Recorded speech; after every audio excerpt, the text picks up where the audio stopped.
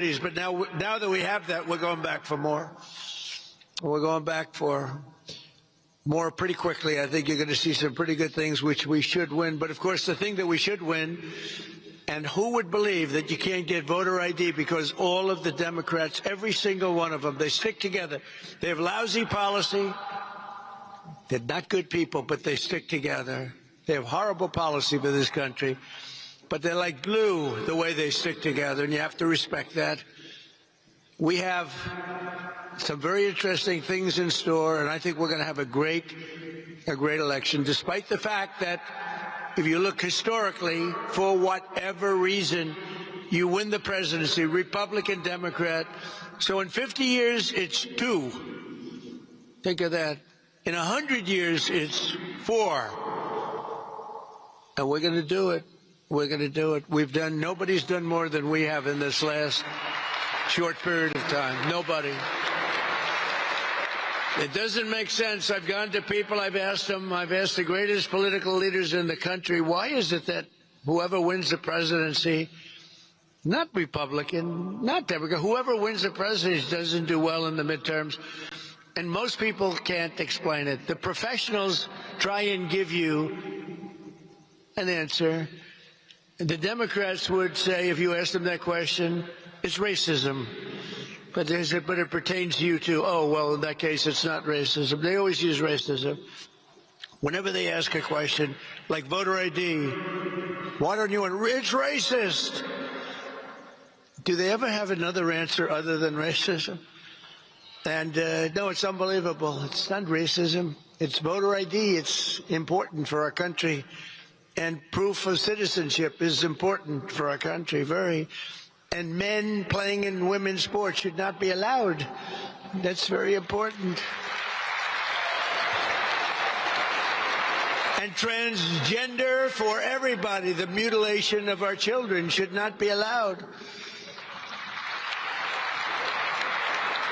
And open borders should not be allowed. Open borders where the world is allowed to pour into our country shouldn't be allowed. And because of the rules, it's really, in all fairness, you've been doing great, but because of the rules of the Senate, it's very hard for them to get the numbers. And again, you have those Democrats, they stick together. Think of it, they vote against voter ID. They vote against proof of citizenship. They vote against it. Now, I happen to be a fan of no mail-in ballots, even though I won Florida, which is mail-in ballots by a massive number, the highest number in history. And I won other places, but in California and other states, they cheat so badly with that. They send 38 million ballots out, and of the 38 million, they go to Democrats, a hell of a lot. Democrats get sometimes 6 or 7 ballots in one household, and Republicans are calling for their ballot. They're saying, please send me my ballot. Very unfair, but I hate that. I hate mail-in ballots. I've won with mail-in ballots, but I hate mail-in ballots because basically it's a way of cheating. Jimmy Carter, the single best thing he did, including his presidency, no, it wasn't giving away the Panama Canal for $1. That was not the best. But he did that. He did a lot of other things, but he did do one thing. He had a commission with Scoop Jackson and some other very respected people. And the conclusion was never allow mail-in ballots, because if you do, there'll be massive cheating. And that's what happens. We can't do it. So we have to do something about that. But that poll's not at 99%. That poll's at about 75%, 80%. But voter ID polls at 96%, 97, 98% with Republicans. 86% just came out with both Republicans and Democrats. The only one that fight it are the Democrat leaders because they want to cheat. The only reason you say, that's the only reason, I don't want voter identification with a picture. I always add with a picture. It's true. And the only reason you don't want that is because you want to cheat, and they do cheat, and we can't let them get away with it. So we have to keep that fight going. We have to get voter ID, and we have to get proof of citizenship. It's so important, one of the most important things we can do. So I want to thank House Majority Leader, a brave guy. Oh, boy, I was with him that night where he wasn't supposed to make it, Steve Scalise. He's great. What a strong guy. Where are you, Steve? We love Steve. Oh, there he is. We love Steve. What a thing he went through. And then he went through another battle, too, and he's a tough cookie. He outlasted it all. I was with his wife, his family that night, that horrible night, and the doctor told me, very, very small chance. And here he is. I actually think he's a better-looking man now than he was a few years ago. I actually think he's better looking. I don't know what the hell he did. I think he had the greatest doctors in history. He's a better-looking man now. Also, another great-looking guy. He was born good-looking, and he's got an even better-looking wife. His wife is a winner. House Majority Whip Tom Emmer. Where's Tom? Where's Tom? Hello, Tom. He's great. Great guy. Conference Chair, Lisa McLean. Thank you, Lisa. Thank you, Lisa. Thank you, Darren. NRCC Chairman Richard Hudson, who does such a good job all the time. All the time. Deputy Chairman of the NRCC, a guy who worked for me for 6 years. And when they said, we want to take him, could we share him? Then I knew he was good. And then his congressional seat came up in Georgia where he lived, and he said, sir, my dream is to be a congressman. Would it be okay if I ran? I said, no, I don't want you to run. I want you to stay with me. Please stay with me. He said, please. I said, all right, I'll let you run. Brian Jack, he's done so great. Brian Jack. It's always a tough name to have somebody. You ever have the names Brian Jack? You know, these, I call them the two first names. You have two first names? People would say, you know, that guy Jack Bryan is fantastic. I said, who the hell is Jack Bryan? I had that the other day. He was telling me what a great guy Jack Bryan is. I say, who is he? He's a congressman. He said, listen, I know the congressman. There's nobody named Jack Bryan. But he was talking about Brian Jack. Brian, you're a tremendous guy. Really understands, loves politics, loves being a congressman. And dozens of Republican warriors in the House. You're incredible people, and you are warriors. And you have to take a lot of fake news like I do. We take so much fake news. You know, if you listen to the news, you think we're losing a war in Iran. We're decimating the other side. I mean, the better ones have us doing okay. We are decimating. They've got no Navy. They've got no anything. The whole thing is, and then you watch the news. I said, oh, I thought we were doing better than that. The fake news really has to change because people, you know, when you can win an election with 94% negative stories and you win it in a landslide, there's something wrong with the news because it shouldn't be happening. And, you know, they used to have 96% approval rating. They just edged out at 14. I'm extremely proud of that, actually. I've exposed them for being fake news. And we are going to hopefully change that because I think you really need great news to be great, and they are not great, and they're not leading us to greatness, but we are going to lead us to greatness. We're also joined tonight by many of our terrific MAGA majority candidates, a group of new candidates from across the country will help grow our margin in the House, including Jay Feely, great football player, Kevin Lincoln, Joe Mitchell, Lori Buckhout. Hi, Lori. Mike LaPetri. Tano Tijerina. And Eric Flores. All new and all leading and all going to win big. Thank you very much. Welcome to a group of outstanding people. And let's get them all. You know what? We have to get them across the finish line. We've raised more money than we ever have, and we're raising a lot more. You know, I did something. I haven't done this as a candidate.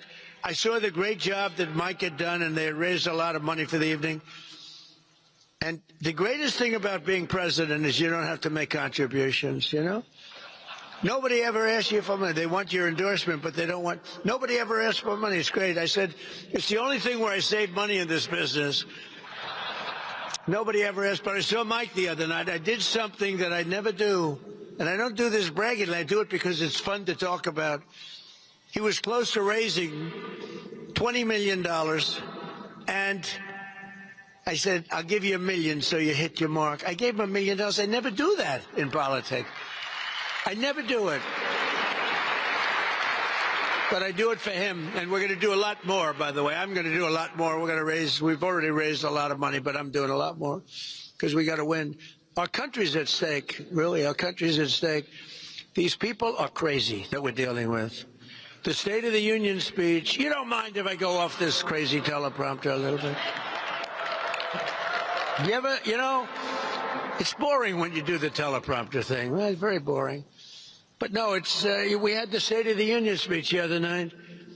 I announced all these heroes, and I announced women that have gone through tragedy, like the incredible woman who lost her daughter to a maniac when he slashed her from behind, right? And I say, please, please, say hello. And she stands up devastated. And the Democrats are sitting like dead people, like dead. No movement, no heart, no anything.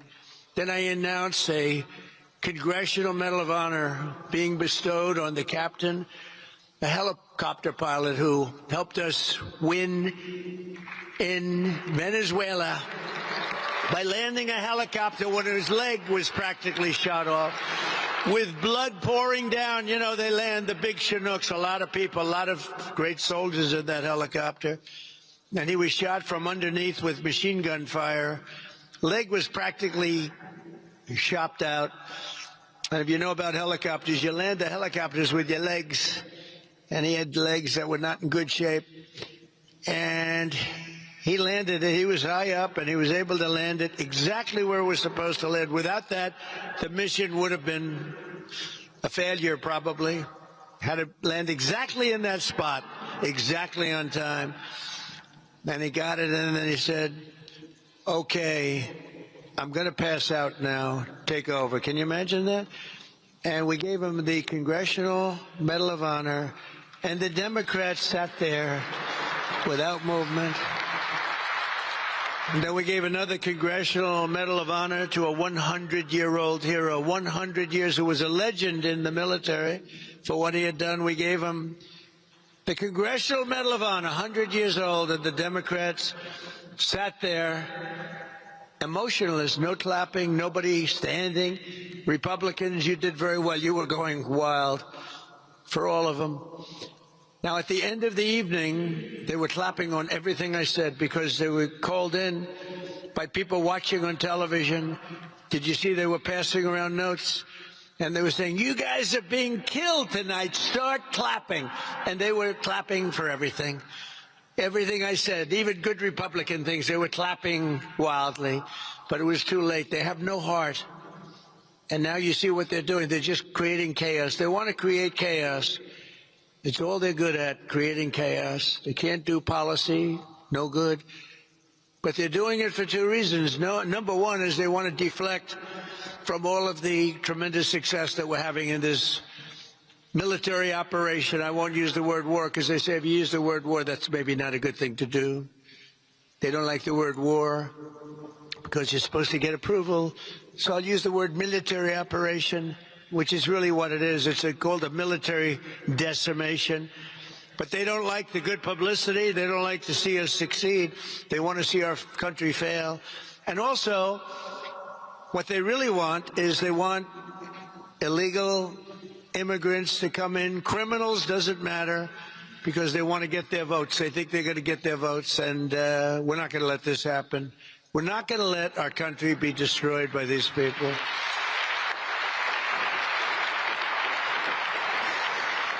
So 16 months ago, with the help of many people in this room, we saved our country in the most important electoral victory in American history. Could be. Let me ask you, let's do a poll, fake poll. We'll do a real poll. We're tired of those fake polls. I get so many. Although I got one yesterday from CNN. What is the percentage of people in MAGA, which is most of the Republican Party, by the way, that support the president? The number was 100%. Do you believe it? In fact, he went wild. Harry, he went wild. It may be the last time he ever does the show, but these are okay. It was 100%. Even I was surprised at that. That was pretty good. But we won all 7 swing states by millions and millions of votes. We won the Electoral College by 312 to 226. We won the popular vote for the first time of any Republican in many decades. And biggest of all is we won, that's where you see all red, except for 2 little blue lines on the edge on the map. We won 86% of all counties in America, 2,700 to 525. That's pretty good. That's what they call a slaughter. And together, the Trump administration and our Republican majorities in Congress won a mandate from the American people. And every day since, we've been fighting to keep our promises and to, in the true sense, the greatest expression, the greatest motto, call it a logo, call it whatever you want, the greatest phrase in the history of politics, make America great again. It really is the greatest. It's the greatest. And we probably have to start, we'll never abandon that phrase, but we'll probably have to start changing, because when you say make America great again, that means it's not great now. We've made America great. We've rebuilt our military. You know, I rebuilt our military in the first term. I didn't think I'd use it this much, but we've used it, and there's no military like it anywhere in the world. We have the greatest military anywhere in the world, and it's not even close.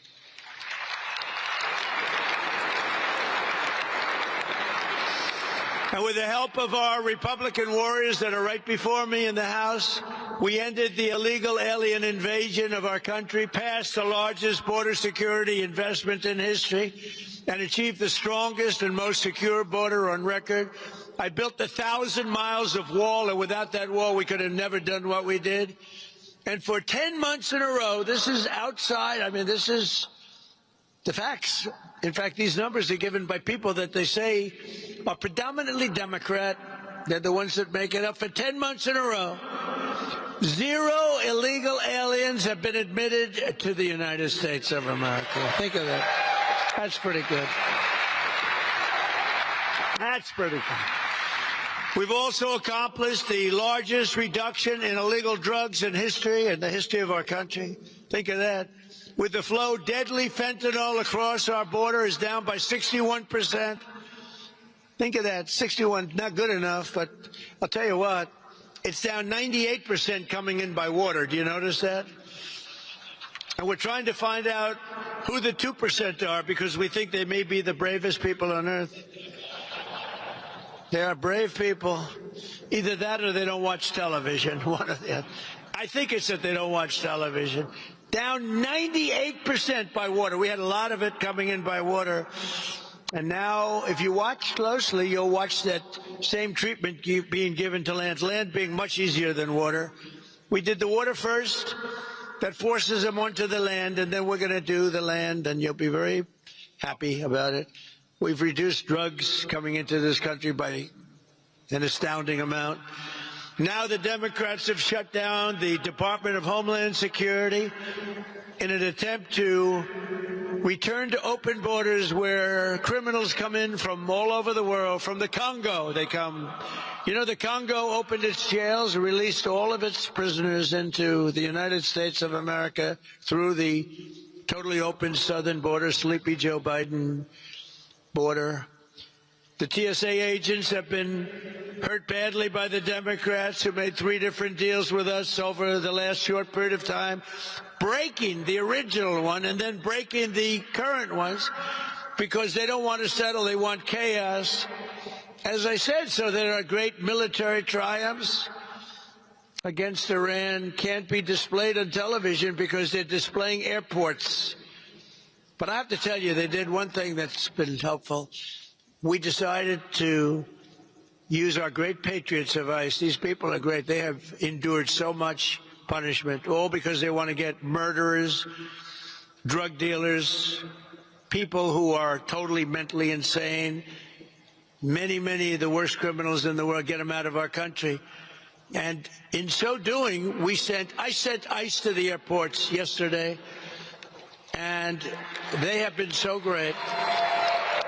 They have been so great. And you know what's happened? And they didn't need any rehabilitation, but they did in terms of the fake news. And they're doing such an unbelievable job at the airports that they had one line. It was 4 hours yesterday, and today it was a half an hour. Big difference. And if we have to, we're going to send in the National Guard if we need to, because we only, we have 6,000 ICE agents, and we have 40,000 of the other people that they're helping out, some of who really were forced because the Democrats don't want to pay them. The Democrats don't want to pay them. You have to remember that. The radical left Democrats need to get DHS back and open immediately together. We're going to make with them, not the Democrats, because they've gone out of their way to make our country unsafe. And remember that, according to them, it's a war. They're doing this during a war. They're doing this during a war. We're not supposed to be doing it. But we're going to make America totally safe again very quickly, and with the largest drop. We had the largest drop in violent crime in our country, despite all of these criminals that have been allowed in, murderers. Despite all, think of it, 11,888 murderers allowed into our country, many of which, more than 50%, killed more than one person. Thank you very much, Joe Biden. Thank you to Kamala, who is the border czar, who never went to the border and never made one phone call to Border Patrol. The Border Patrol is incredible. They've never had a phone call from her. 4 years. But they get phone calls from me every single day. How are we doing on the border? How are we doing on the border, Paul? How are we doing? How are we doing, Brandon, on the border? And we got it down to where people don't come anymore. So obviously now it's easy. They used to storm the fences. Now they don't come anymore because they know they're not getting in. But think of it, the murder rate, despite the fact that they allowed massive numbers of criminals into our country, is the lowest it's been in 125 years. 1900, before my father was born. Before my father, Fred, who was the greatest, my father was born. After that, think of that, 125 years, and we've achieved a miracle right here in our nation's capital, where we have a safe city. You can walk to work. You can walk to Congress. You can walk to the Capitol. You can walk to the White House. When I came, this place was so dangerous. We were having 2 and 3 people killed every single week. Now you don't see it at all. We have actually, in a very short period of time, we've already done it, but in a very short period of time, we have one of the safe. Washington, D.C. is right now from one of the most unsafe cities anywhere in this country, is now one of the most safe cities anywhere in the country. We have done a great job. And that's not just by having great people from our military there, National Guard.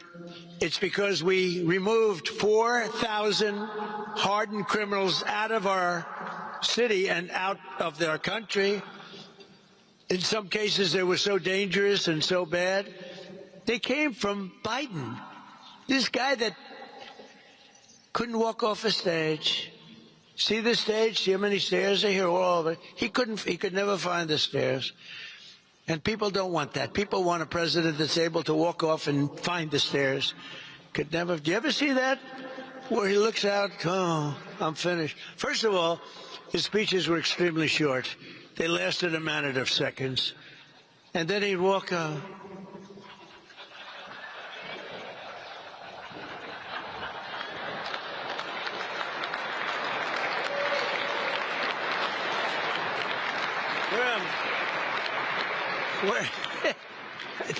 Look, I couldn't stand. He was probably a nice guy. I couldn't stand this guy. You ever see the weaponization? If we look at somebody, Donald Trump is weaponizing government. We've done just the opposite, unfortunately. Unfortunately. I hope they're looking at some of these criminals that cheated on the election. I hope they're looking at them, because what they did to us and what they did is incredible. But I looked at Biden, and he weaponized like nobody's ever been weaponized before. Me, forget about me, so many people, Republicans, many of you in the audience, Congress people, many of my friends, you were taped and your phone was taken away, right, Scott? A lot of things happened that were very bad. They weaponized. But the fake news will say, oh, Donald Trump mentioned a dirty cop named Comey, and therefore he's weaponizing government. No, they weaponized, and we're not going to let them happen. And I think Comer and all these guys, you're out there someplace, I think, because I can't see a damn thing with these stupid lights they have up. But I want to thank you, Jim Jordan, Comer. Where are those guys? Where I stand up, you deserve it. Now they have to take your recommendations. They have to take your recommendations, and they have to act. They have to act. We can't just be sending out all these 100% recommendations and nothing happens. But I want to thank Speaker Johnson, the Republican Congress. We also passed the largest tax cuts in American history. Think of it. With a great, big, beautiful bill, we delivered no tax on tips, no tax on overtime, no tax on Social Security for our great seniors. Think of this. I mean, think of the no tax on tips. You know how I got that one? A lot of people hire consultants. You all pay them millions and millions of dollars.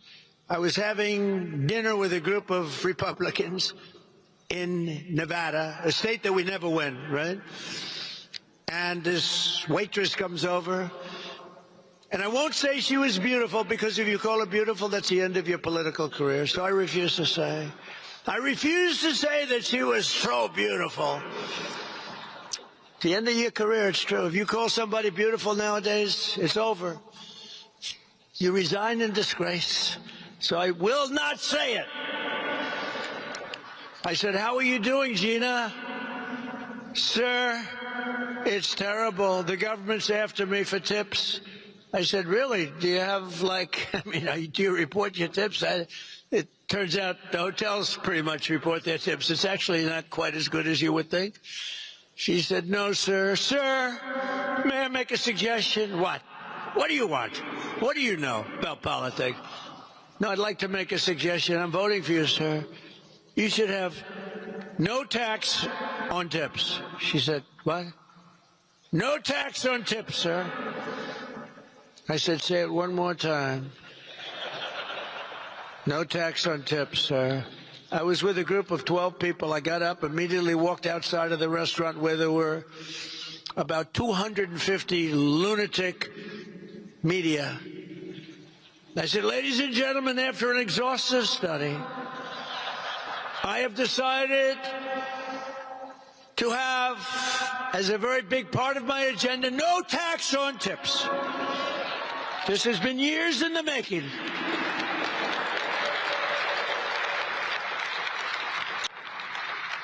And I won Nevada in a landslide. You know, I kept saying, well, the problem is she's just going to follow me up, you know. Kamala, a real genius, she's going to follow me up. She waited months, and then just before the election, she said no tax on tips, and they left at her. It was over. We had the issue. We killed them on that issue. We won Nevada, which you never win. You know, Republicans don't win it very much. It was many, many years. But we had a great election. That was a great election. But I ask you this. I want to do this. Which was the bigger and more important election? Okay, I'm going to ask you, then I'm going to ask you just to cheer one way or the other. Because we had two great elections. We had three. Because 2020 was equally good, but they cheated millions of votes. Dirty cheats, dirty, rotten cheaters. Which was the most important election? Which was the more glamorous? The whole thing, right? Which was the better election? I'm going to go 2016 or 2024. Ready? 2016. Whoa. 2024. Whoa. Could be right. A lot of people feel that way.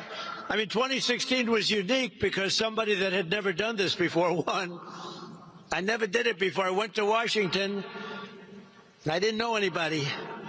I was lonely. I said, do you have any people that are any good? And some rhinos gave me some names that I didn't like too much. But we had great people. You know, we rebuilt our military.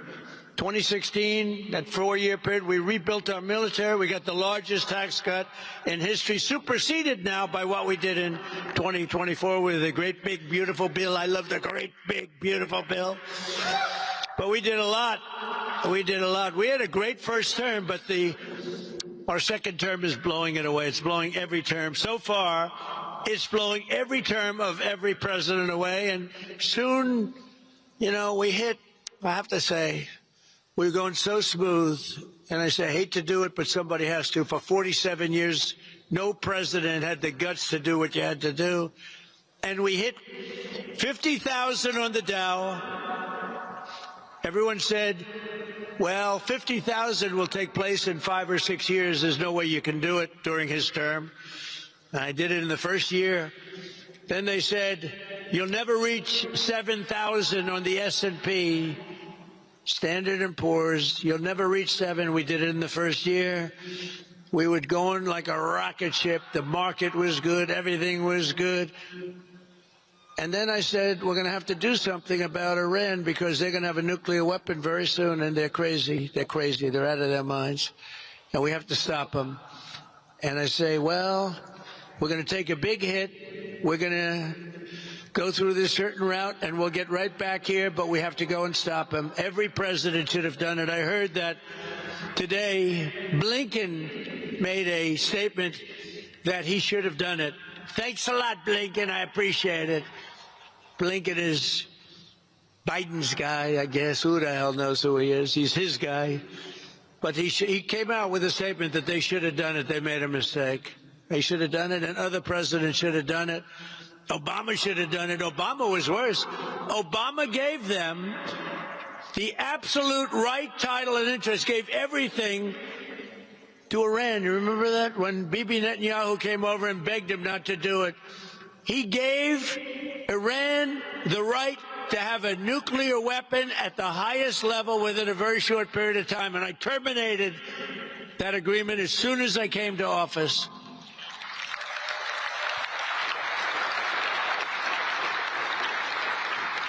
And if I didn't terminate it, that weapon would have been used 3 years ago. It would have been used a long time ago. And then we stopped it a second time with those beautiful B-2 bombers. They went in and they knocked the hell out of the nuclear potential. And if they didn't do that attack, Iran would have had a nuclear weapon within 2 weeks to 4 weeks after the attack. But we did attack, and we obliterated the site. And we saved it there, too. We did many things. Taking out Soleimani was very important. He was an evil man, but that was a big event. We took out, in my first term, we took out Soleimani, and they never had leadership that could compete with that. He was an evil guy, but he was a real leader, and he was a very tough general. Probably wouldn't have been quite as easy, I will tell you. I don't think we would have taken us an extra day. But under our leadership, America is also highly respected again. Perhaps we are now respected like never, ever before. I don't think we have ever been as respected now.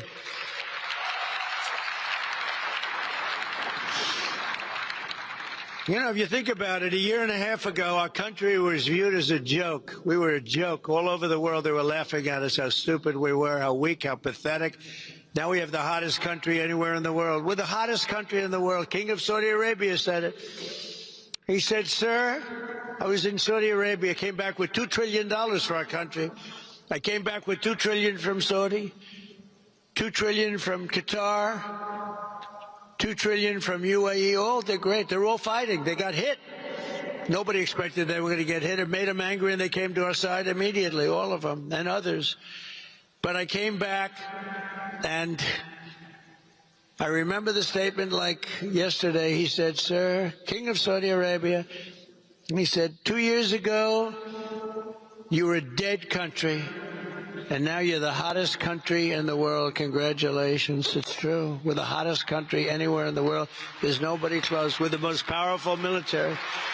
We have the most powerful military. You saw that in Venezuela. 1 hour, the war was over. And, you know, this is a larger country now that we're fighting.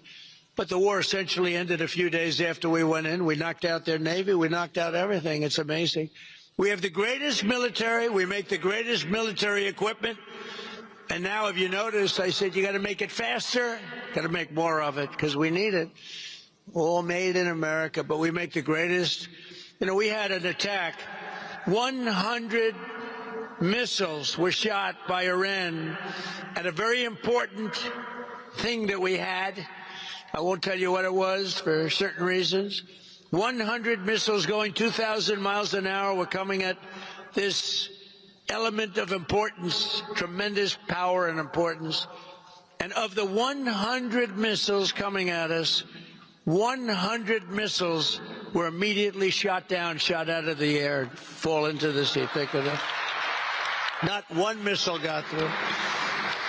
That was the Patriot system. It's great. We have the best equipment in the world. We have the best military, the most powerful, most lethal military in the world by far. Earlier this year, in a stunning display of American military strength and skill, we apprehended the outlaw Victor, you know this, from Venezuela, named Nicolas Maduro, and brought him to face American justice. He's been killing people for a long period of time with drugs and everything else, but killing people, a violent man.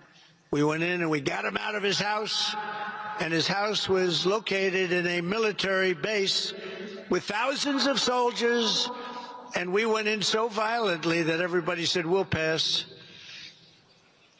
Then they came back and waved goodbye as he flew out in a helicopter. The soldiers would say, bye, leave us alone. Thanks to the men and women in the room, we made a $1 trillion investment in the United States Armed Forces, and we now have the strongest and most powerful military that the world has ever seen. Nobody close, nobody close. And the situation in Iran is also a stark reminder of just how high the stakes are for the midterm elections. If Democrats had won in 2024, our country would right now be a nation in terminal decline. I don't even know if we'd have a nation right now. The spirit was so bad. You know, something I'm very proud of, if you go back a year and a half, you know, we couldn't get people to join the military, the police forces, nothing. The Army, the Navy, the Air Force, the Marines, the Coast Guard, Space Force, they wouldn't join. They didn't want to join during Biden. His last year, they had the worst recruitment in the history of our country. 1 year later, we set records on recruitment. We had the greatest recruitment in the history of our country. The spirit was back.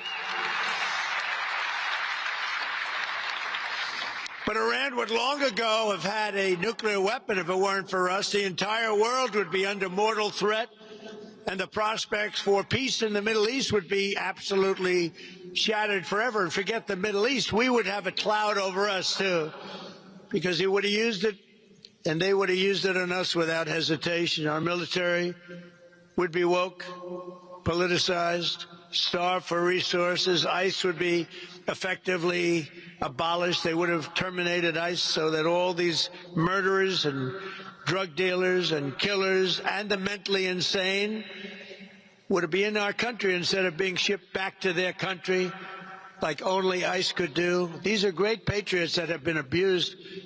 And I said before, and I mean it, the people are saying, what nice people. Now, I must tell you, when I first sent them in 2 days ago, I looked, and they were wearing masks.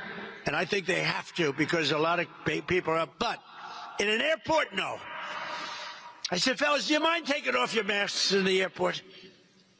and they took them off, and people said, wow, these are nice guys, and they're helping the people with their bags, they're moving things along. It's a beautiful thing to see. People are starting to say, ICE, you're nice guys, we really appreciate it. So the Democrats, in their violence and viciousness, have done us a favor. But the cost of energy and electricity would be the highest ever, which it was prior to this administration. Inflation would be soaring to country record levels. You know, we had the highest, I inherited the highest inflation in the history of our country. They say 48 years, what difference does it make? It's the highest in the history of our country. And our nation would be ravaged by rampant crime, woke lunacy, and transgender for everybody. That's where we would have been. People would have been flowing into our countries at the same levels they were destroying.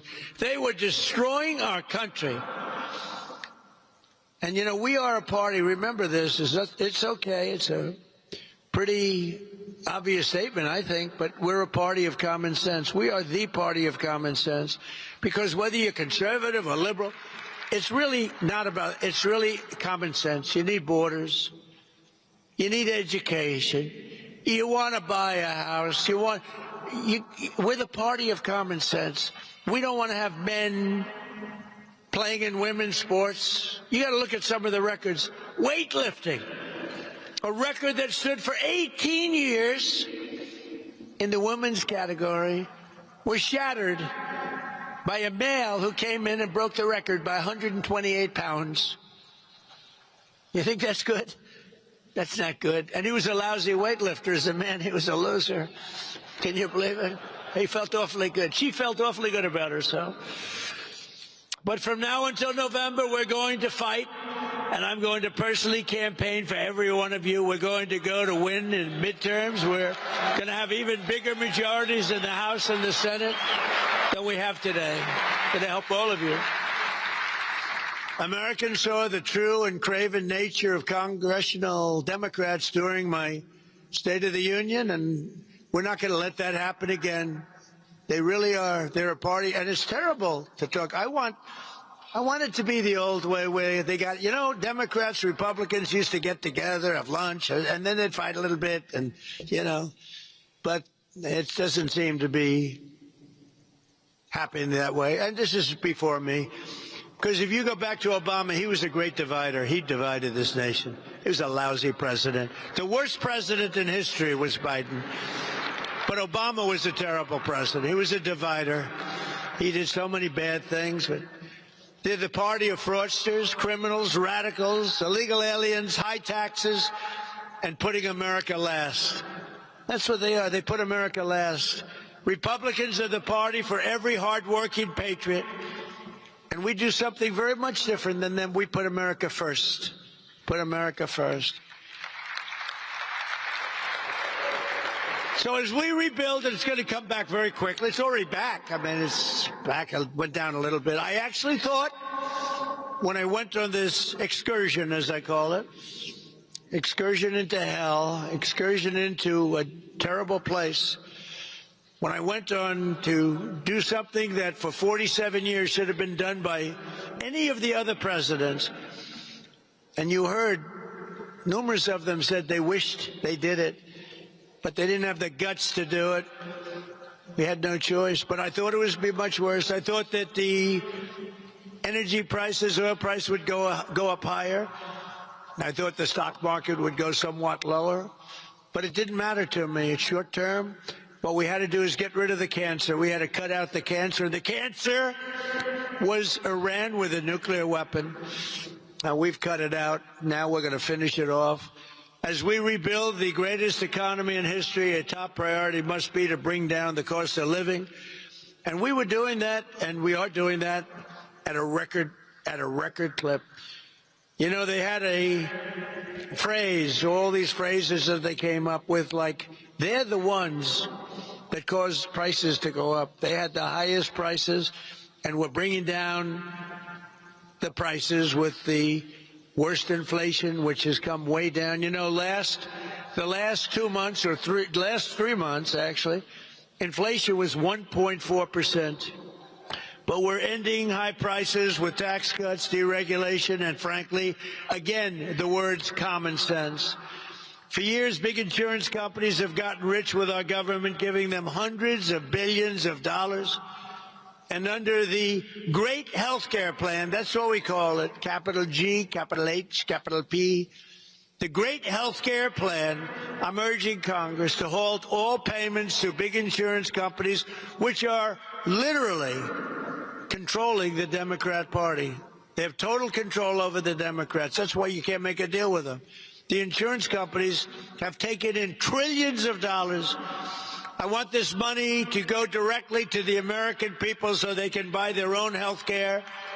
And it's going to be better care at a lower cost. And you guys can do it. You can do it. Every time I mention that, it's like it goes viral. Give the money directly to the people so they can buy their own. You'll pay much less. They'll pay much less. But the Democrats won't do it because they're totally in the pocket of the insurance companies. They made, how about stocks that have gone up 1,400, 1,500, 1,700%? As part of this plan, we also need to maximize price transparency. It's a big deal. Doesn't sound very glamorous, but it is. In addition, it's time to codify my most favored nation's policy on drug prices into law. We have lowered the price of drugs by 50, 60, 70, and 80, and 90%. And there's another way of figuring. You could also say, depending on the way you phrase the statement, 400, 500, 600, 700%. Nobody's ever seen anything like it. I got other countries to do it with the threat of tariffs. I said, if you don't approve it, because I got the insurance companies to do it, the health care, the health, we needed insurance, we needed everything. No other president tried to get this done. But basically, very simply, our drug costs, prescription drugs, were far more expensive than any other country anywhere in the world, the highest prices of any nation anywhere in the world. But under the deals I negotiated, we go from the highest price ever paid to the lowest price in the world. It's numbers that nobody's ever seen. It doesn't even get covered in the newspapers.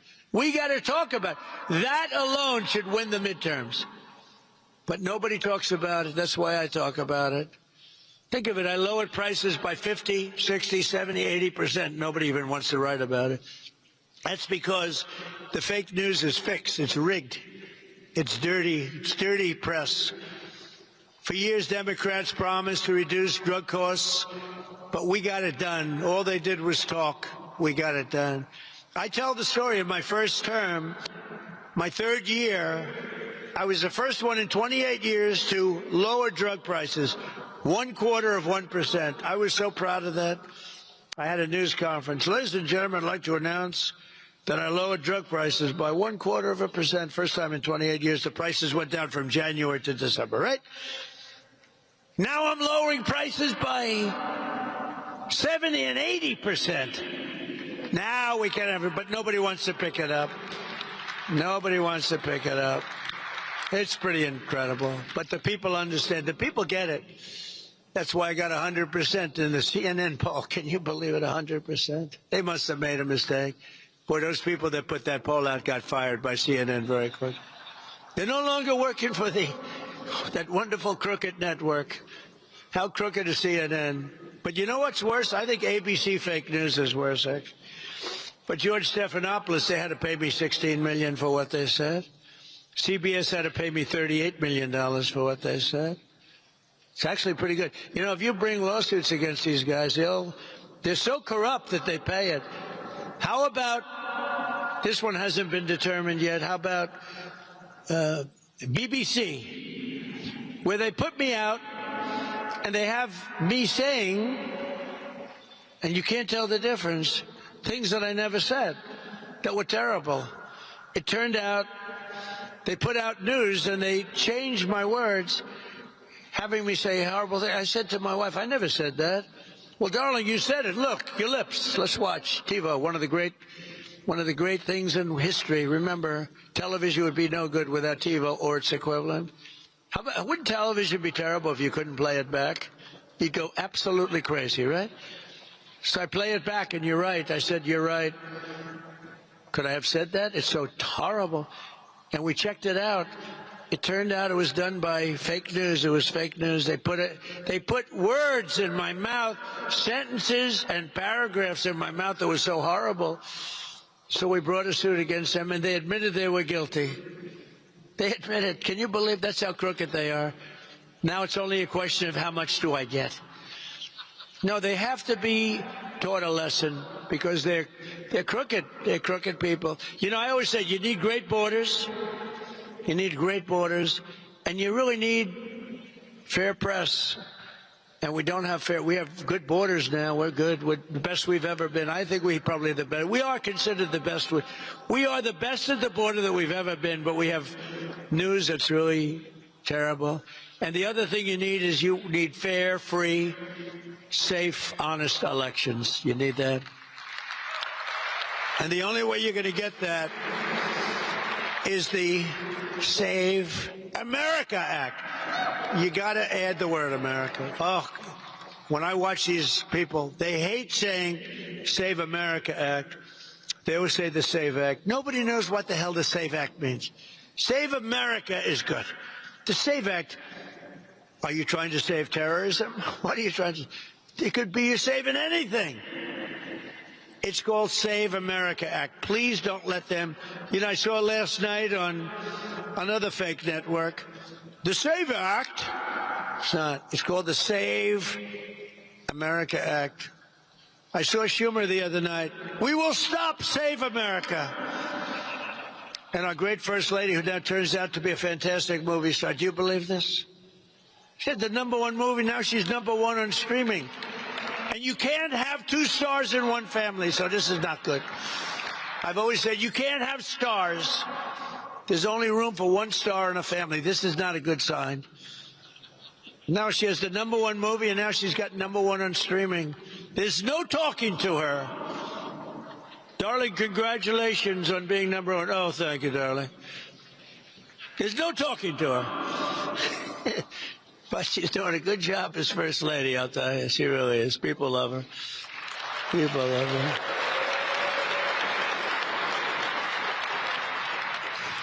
But in our quest to restore public safety, we also need accountability for corrupt Democrat officials who conspire to obstruct federal law. Less than 1 week ago, a precious 18-year-old college student named Sheridan Gorman was shot and killed while walking in a park innocently. The illegal alien monster charged was, is total animal. Remember when Nancy Pelosi got angry because I used the word animal in describing a savage killer? We were okay with it. Didn't bother me at all. The illegal alien monster charged with Sheridan's brutal murder had come illegally from Venezuela and been released into our country by Sleepy Joe Biden. He had no idea what the hell he was doing. That's why he was, okay. Which is a better term? Sleepy Joe or Crooked Joe? Crooked Joe Biden, please. Sleepy Joe Biden, please. A lot of people like Sleepy Joe. Oh, he's pathetic. Worst president. But he was then arrested again and released again by the Democrat governor, J.B. Pritzker, one of the worst governors in the history of our country, in the sanctuary city of Chicago. You know, we would stop crime in Chicago just like we did in Louisiana. We had great success. Memphis, Tennessee, a crime capital. We got it down 71% in a matter of a few months. Washington is the one that we talked about already. So amazing how great we've done. But we could go to Chicago if that slob would allow, if he'd just say, please come, Mr. President. People are being killed here all the time. Please come. I would come and you would have no crime practically. Chicago would be easy for us. But they don't want to say that because they actually, I think, like it. I don't know. They're sick people. But as you saw at my State of the Union, Democrat politicians, they don't care about American blood. They spill in their a very demented pursuit of these open borders. Every American needs to know that the larger majorities in the House and Senate, Republicans will, remember this, will end sanctuary jurisdictions once and for all. We need a few more votes. If we get a few more votes, if we could get a few more in the Senate, and if we could get a few more in the House, we could do things that would be a miracle. We got to get out and win. The time has also come for Republicans to pass a tough new crime bill that imposes harsh penalties for dangerous repeat offenders, cracks down on rogue judges. We got rogue judges that are criminals. They're criminals. What they do to our country, the decisions that they hand down and hurt our country. And I can tell you something, I've gone through it. And the decisions that these people make, I got a decision on tariffs that's going to cost our country, not me, I do it a different way, going to cost our country hundreds of billions potentially of refunds, giving them back to people that have been ripping off our country because the Supreme Court didn't want to put one little sentence that all money taken in up till this date doesn't have to be paid back. Going to cost us hundreds of billions of dollars. So sad to see. And I could give you plenty of others, too. Look at what they did to college sports. Look what they did. You do know, I mean, this is maybe not a sporting environment, but NIL, it's a disaster. College sports are a disaster. A judge made a horrible decision, and the decision got carried up. The appeal was terrible. And what they've done is destroyed college sports and destroying colleges because colleges can't afford to pay quarterbacks that never threw a ball before, that are 17 years old, $12 million to play college because every college is going to go bankrupt. Other sports aren't going to be relevant. Football is going to cause it all. Basketball to a much lesser extent. But your colleges are going to go bankrupt. Did you see where Penn State lost $525 million? Can you believe it? One of the great schools of Florida lost $450 million. Think of that. 400, because it's basically professional sports without a cap. And you can't have without a cap. And we had a good system. We had a scholarship system. It took 100 years to hone and perfect. And a judge who knew nothing about sports, a female, I believe, not that that matters. I have to put that preface in there. A female, I believe, who knew nothing about sports, totally upended all of sports, hundreds of years of sports in our colleges, and now we have a mess like you've never seen before. And you know who gets hit the hardest? Women. Because women's sports are being canceled all over college. And other sports that are more minor sports are being dropped. That means the Olympics are going to be a disaster because this was training grounds for the Olympics. We had unbelievable training grounds, and they had scholarships and everything. But they're being terminated because they want to be able to sign football players for $4 million, $5 million, $10 million. All because the courts decided to terminate sports in colleges. And it's a very tough thing to get it back because you have all different sports, all different levels of competition. Nobody knows what to do.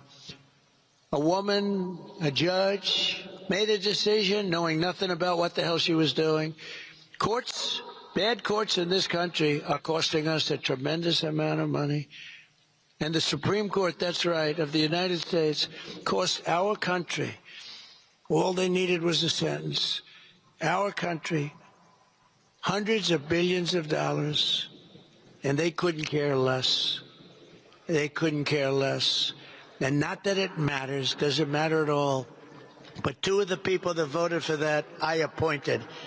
And they sicken me. They sicken me because they're bad for our country. We need a tough new crime bill that imposes harsh penalties for dangerous repeat offenders, cracks down on rogue judges. and prosecutors and ends no cash bail. No cash bail has caused a problem for our country like you wouldn't believe. Killers, they go in, they get out. They go in, they kill 2 times in one day sometimes. If our Republican majority stand up for these priorities, the American people will stand with us in record numbers. We have to be strong. We have to be tough. And we can't let these thugs on the other side of the aisle push us around. Because what they're doing right now is wrong. And the public knows it. Now the public knows it. And they're on our side. But you have to fight and you have to be tough. You have to be much tougher. And you have to stick together. Republicans have to stick together. So we won't just re-elect our majorities this November. We'll expose the corruption and radicalism of the Democrat Party. It's a lunatic. It's a party of lunatics. We'll defeat the forces of national destruction. We'll complete our mission of national renewal. And the Republican Party will grow larger, stronger, and more dominant than ever before. We have a chance to do that because we're competing against lunatics, and the public knows it, and they're seeing it every single day. And together with all of you, we will make America powerful again. We will make America wealthy again. We will make America healthy again. We will make America strong again. We will make America proud again. We will make America safe again. And most importantly, we will make America great again. Thank you very much, Republicans. Go out and win the midterms. Thank you very much.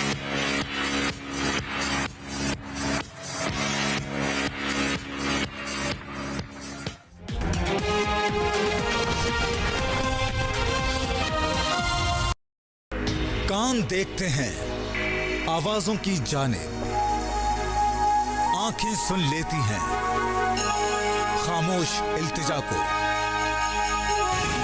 ऐसे सवाल करते हुए डरता है क्योंकि उनकी ठुकाई बाद में होती है। आप ना ठुकवाइएगा, बाकियों को संभाल लो। लगा ले। आप क्या मतलब पार्टी है, माफिया है? अंधे बहरे मुआशरे में झिझक की, डर की दीवारें, जवाब की रोशनी सवाल तक पहुंचने नहीं देती, जहनों को पनपने नहीं देती, सवाल की चोट से गिरती है हर दीवार। आज शाहजेब खानजादा के साथ देखिए, आज शाहजेब खानजादा के साथ पीर से जुमा शब 10:05 सिर्फ जियो न्यूज पर। किस्मत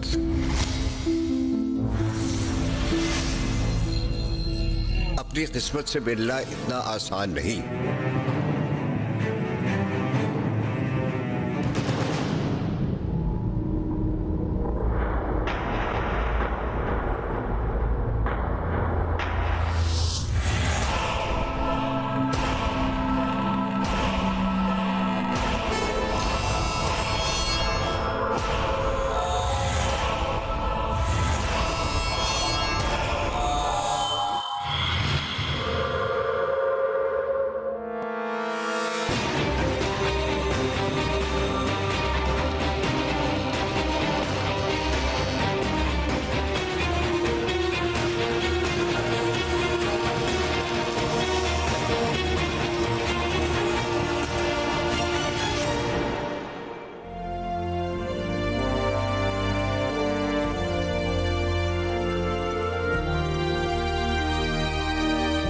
हर बच्चे को उसकी किस्मत से मिलाने का फैसला कर ले तो शायद हम सबसे खुशकिस्मत कौम बन जाएं। जरा सोचिए।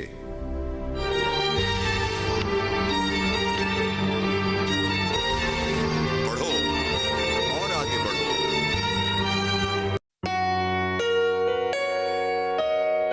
खजानों का है मतफन पाक सरजमीन अपनी, यहाँ कोयले के वो ज़खायर है जो मुस्तकबिल करे रोशन। हमारे कदमों तले है दौलत, कहीं पे तांबे के हैं वसाइल, कहीं पे सोना चमक रहा है कोसार और बहर के राहें, तरक्की भी है सलामती भी।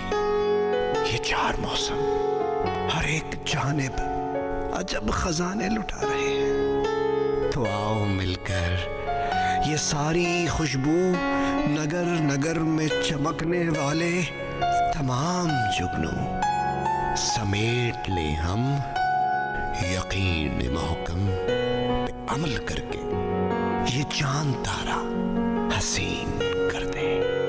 जमीन के वारिस अमीन बनकर जमीन पे अपनी यकीन कर ले, कर लो यकीन।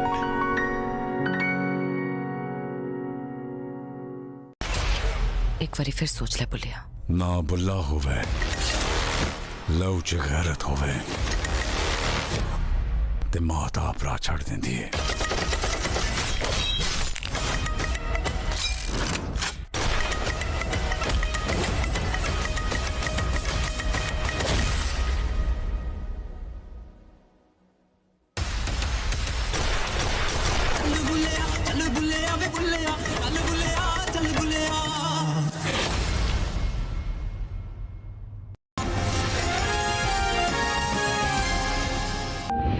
कभी बातें बढ़ती हैं मगर मंजिल नहीं मिलती, कभी वादे होते हैं मगर यकीन नहीं मिलता। जहां अंदाज खास हो वहां इंतखाब भी बदलना पड़ता है।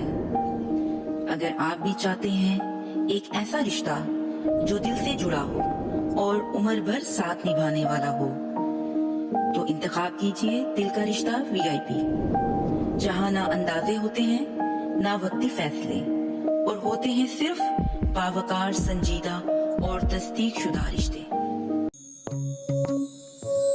वक्त कैसे गुजर गया पता ही नहीं चला। कब ये छोटी सी गुड़िया मेरे बराबर की हो गई और अब रुखसत भी हो जाएगी।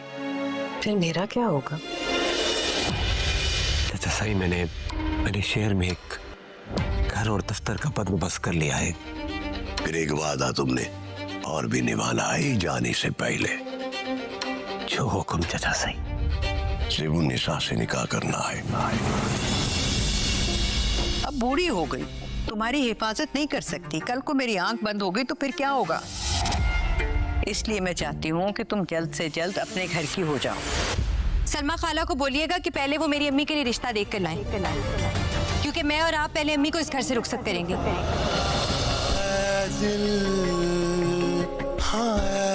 देखिए रंग दे रोजाना रात 9 बजे सिर्फ जियो पर।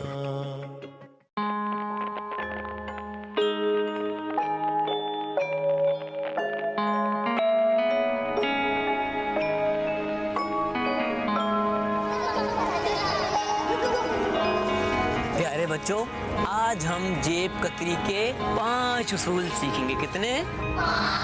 ये टायर के कवर होते हैं, इसे 10 सेकंड में चोरी करना है। पहला उसूल है भीड़ में अटैक। हल्का सा धक्का देना। 1 2 3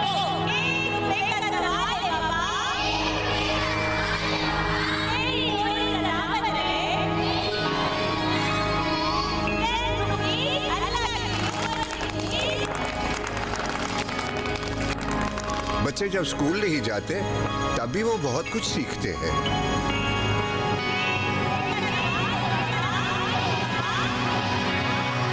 तो क्यों ना हम अपनी जिम्मेदारी निभाएं और अपने तौर पर उन तक इल्म की रोशनी पहुंचाएं, क्योंकि ये सब बच्चे हमारे ही हैं।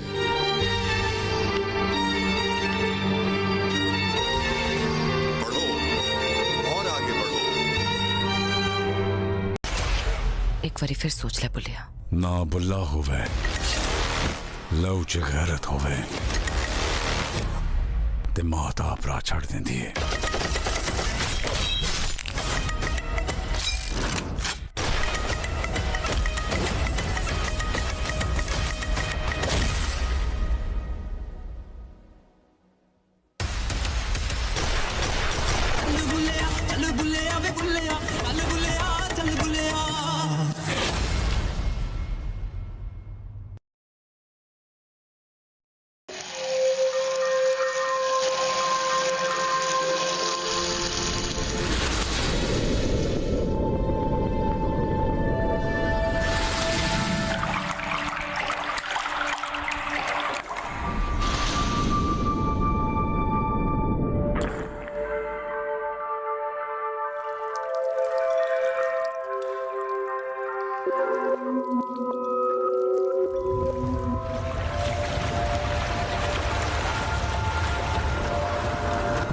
बहकर एक एक कतरा पानी का जाया हो रहा है, खत्म हो रहा है। आबी ज़खायर की सूरत में अब चाहे डैम हो या दरिया, आब हुआ नायाब।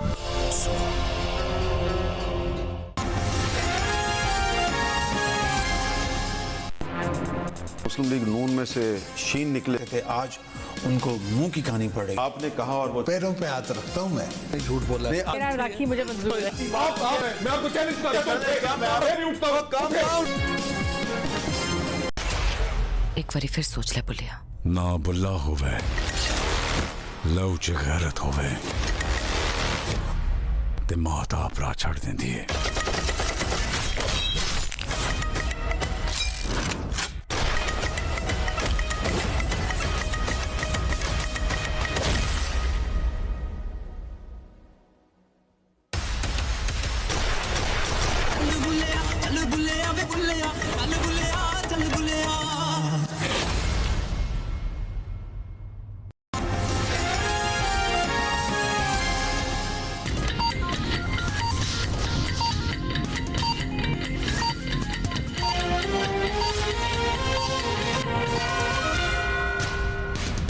जियो हेडलाइन न्यूज के लिए ताउन किया है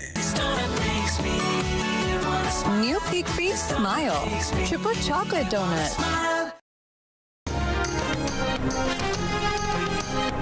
We're winning another one. I tell you, we're winning so big. Nobody's ever seen anything like we're doing in the Middle East with Iran. And they are negotiating, by the way, and they want to make a deal so badly, but they're afraid to say it because they figure they'll be killed by their own people. They're also afraid they'll be killed by us. Iran से मुज़ाकरात कर रहे हैं। Iran बड़ी बेताबी से deal चाहता है लेकिन बोलने से डर रहा है। अमेरिकी सदर ट्रंप का दावा। वाशिंगटन में खिताब में कहा कि ईरानी क़यादत डील का कहेगी तो अपने अवाम के हाथों मरेगी, उन्हें हमारे हाथों मरने का भी डर है। दुनिया में 8 जंगें रुकवाईं, एक जंग जीत भी रहे हैं। ईरान की बहरिया और फ़िज़ाइया को ख़त्म कर दिया, मगर फेक न्यूज़ को देखें तो लगता है कि हम जंग हार रहे हैं।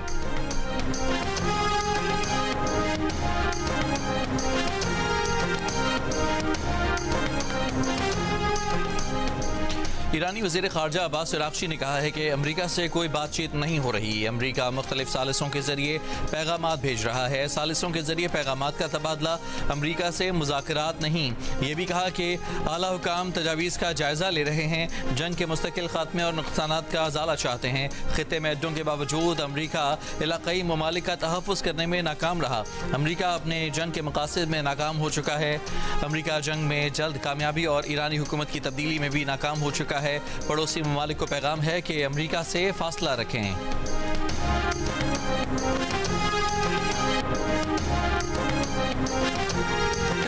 Elements of the Iranian regime have another opportunity to cooperate with President Trump, permanently abandon their nuclear ambitions, and cease actively threatening America and our allies. But the president's preference is always peace. There does not need to be any more death and destruction.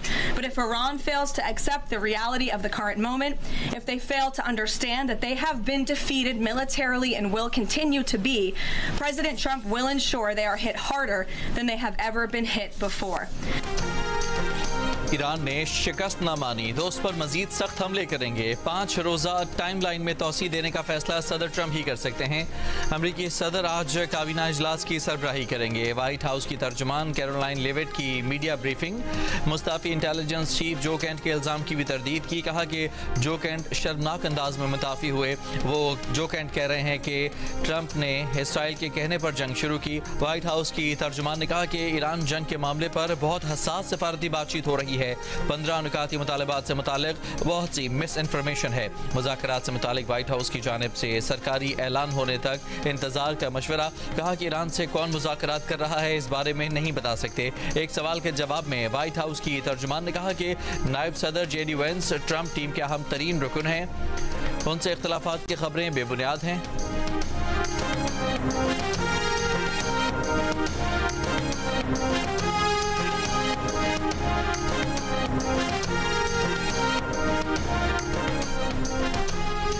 Iran ने जंगबंदी की अमरीकी तजावीज़ मुस्तरद कर दी, अपनी 5 शराइत सामने रख दी। कहा जंगबंदी का फैसला सिर्फ ईरान करेगा और ईरान की शराइत मानने पर ही जंगबंदी होगी।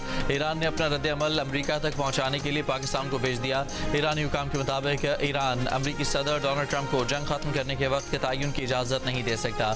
ईरान की शराइत में कहा गया है कि जंग के खात्मे के लिए हमले और ईरान के अहदेदारों का कत्ल रोका जाए। ईरान पर जंग दोबारा मुसल्लत न करने के ठोस इक़दाम की जमानत दी जाए। ईरान पर मुसल्लत जंग के नुकसानात का तयन करके अदायगी की जमानत दी जाए। ईरान और खित्ते में दीगर मज़ामती ग्रुपों के खिलाफ जंग रोकी जाए। आबनाए हुर्मुज़ पर ईरान की खुद मुख्तारी को तस्लीम किया जाए। ईरानी हुकाम ने यह भी वाज़ेह कर दिया कि जब तक ईरान के मुतालिबात नहीं माने जाएंगे तब तक अपना दिफा जारी रखेंगे। दुश्मन पर भरपूर ज़रबें लगाते रहेंगे।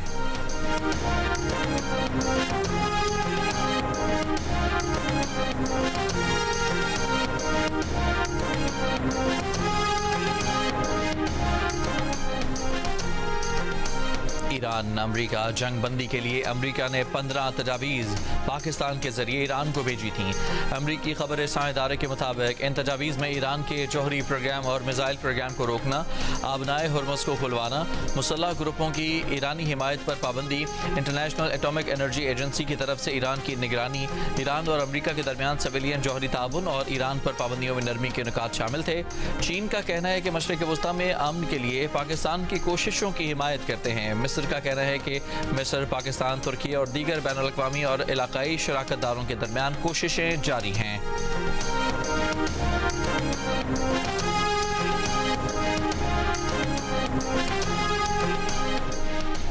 ईरान के इसराइल पर हमले, हैफा में पावर प्लांट को निशाना बनाया। रॉकेट के कुछ हिस्से नगियों में सहराई इलाके पर भी गिरे। धमाके से धुएं के बादल उठते देखे गए।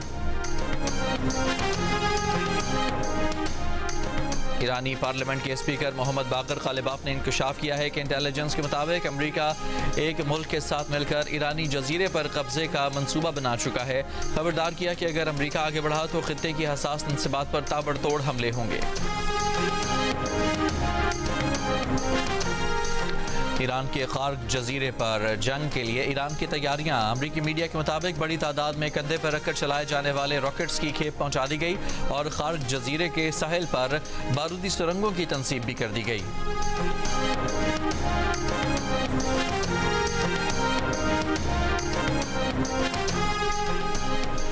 ईरानी हमलों से अमरीकी फौज वर्क फ्रॉम होटल पर मजबूर हो गई। अमरीकी अखबार न्यूयॉर्क टाइम्स की रिपोर्ट के मुताबिक ईरानी हमलों के बायस 13 अमरीकी अड्डों में बड़ी तबाही हुई है। अमरीकी अड्डे नाकाबिले रिहाइश हो चुके हैं। कुवैत में अड्डा सबसे ज्यादा मुतासर हुआ है। अड्डों पर सिर्फ पायलट्स और टेक्नीशियन वगैरह मौजूद हैं। ईरानी पासदारान इनकलाब ने कहा कि खित्ते में अमरीका के तमाम फौजी अड्डे तबाह कर दिए हैं। अमरीकी कमांडर और फौजी फरार होकर पनाहगाहों में छुप गए हैं।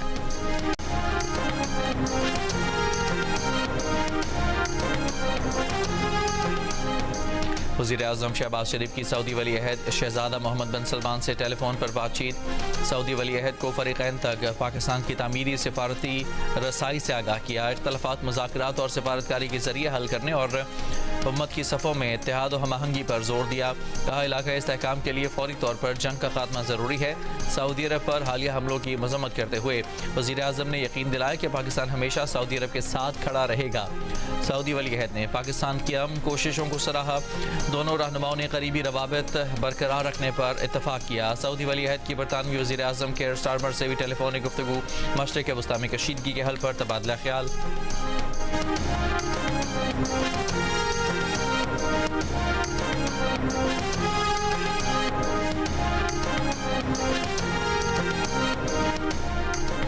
वज़ीर-ए-आज़म शहबाज शरीफ का अमीर कतर शेख तमीम बिन हमद अल सानी को टेलीफोन। खित्ते में अमन के लिए पाकिस्तानी सिफारती कोशिशों से आगाह किया। अमीर कतर ने इन मुखलसाना कोशिशों को सराहा। दोनों रहनुमाओं का आने वाले दिनों में करीबी राब्ते में रहने पर इत्तफाक। एलामिया के मुताबिक वज़ीर-ए-आज़म ने कतर और दीगर बरादर खलीजी मुल्कों पर हमलों की मसम्मत की। कतर के गैर मामूली तहम्मुल को सराहा। अमीर कतर और कतरी अवाम को पाकिस्तान की मुकम्मल हिमायत का यकीन दिलाया।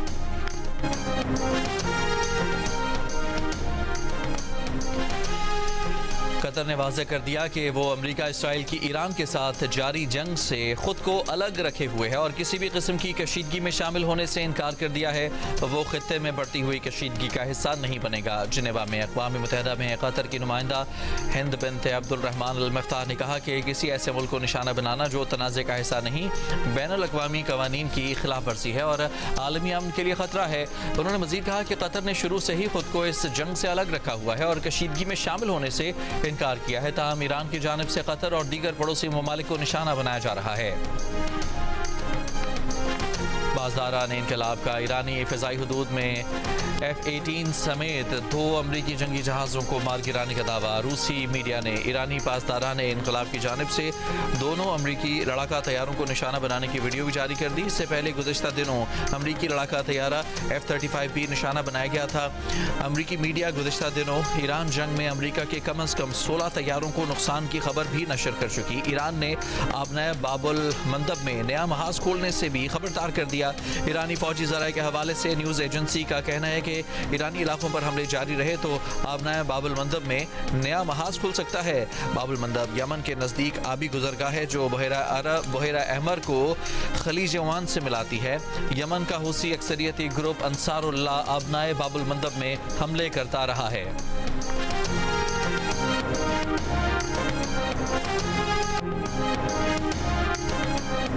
दूसरा डिब्बे में तेल नहीं मिलेगा, इसलिए फुल टैंकी बढ़ाया। कई पंप पे नहीं मिल रहा है और आगे 2-3 पंप का नहीं, वहाँ तेल नहीं था। नहीं, अच्छा, इसलिए आपने फुल करवाया। हाँ। ये पेट्रोल पंप से खड़े हुए 20 से 25 मिनट से खड़े हुए हैं। जब पहले 2 मिनट में हो जाता था, 25 मिनट में हो जा रहा और ये पैनिक है। आबनाए हुर्मुज़ की बंदिश के बायस भारत के मुख्तलिफ शहरों में पेट्रोल, डीजल और गैस की शदीद किल्लत। पेट्रोल पंप्स पर शहरियों की लंबी कतारें लग गईं।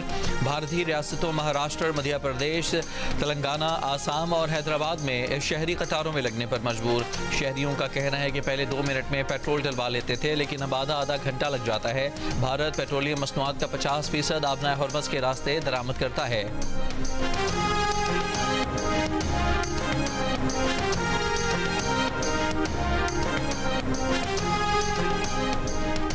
पाकिस्तान आने वाली तमाम गैर मुल्की एयरलाइंस को वापसी का फ्यूल साथ लाने की हिदायत। पाकिस्तान एयरपोर्ट्स अथॉरिटी ने ईंधन पॉलिसी से मुतालिक नोटम जारी कर दिया।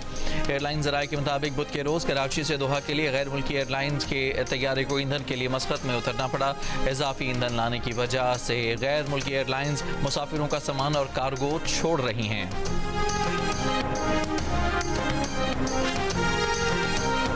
ईरान चाहता है जंगबंदी से मुतालिक किसी भी डील में लबनान को शामिल किया जाए। खबर एजेंसी के मुताबिक ईरान ने अपने मुतालबे से रवाबितकारों को आगाह कर दिया। तेहरान चाहता है कि अमेरिका के साथ डील में हिजबुल्लाह पर इसराइली हमलों का खात्मा शामिल हो। ईरानी ओहदेदार के मुताबिक तेहरान अमरीकी तजावीज़ का जायजा ले रहा है।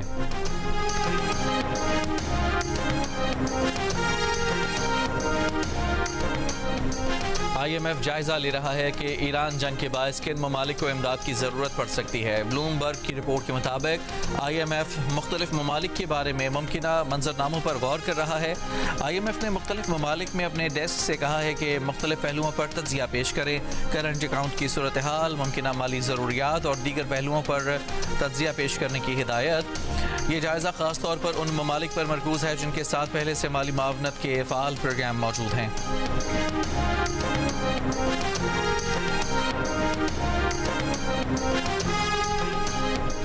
ताकतवर तूफान सऊदी अरब और खलीजी खित्ते की जानिब बढ़ रहा है। मूसलाधार बारिश, शदीद आंधी और गर्द आलूद हवाओं का खदशा है। माहिरीन मौसमियात का कहना है कि रवां हफ्ते के अख्ताम तक मुख्तलिफ इलाकों में बारिशों से शदीद मुतासर होने का खदशा है। साहिली इलाकों में ऊंची लहरें पैदा हो सकती हैं। मुत्तहिदा अरब अमारात में तूफानी बारिश के बाद पानी घरों में दाखिल होने का खदशा बढ़ गया। मकीनों ने घरों को बचाने के लिए रेत की बोरियां खरीद लीं। अमारात के महकमा औकाफ ने लोगों को नमाजें घर में पढ़ने की हिदायत कर दी। अमाराती रियासत अजमान में तूफानी बारिश, इसराइल के मुख्तलिफ इलाकों में भी शदीद बारिश।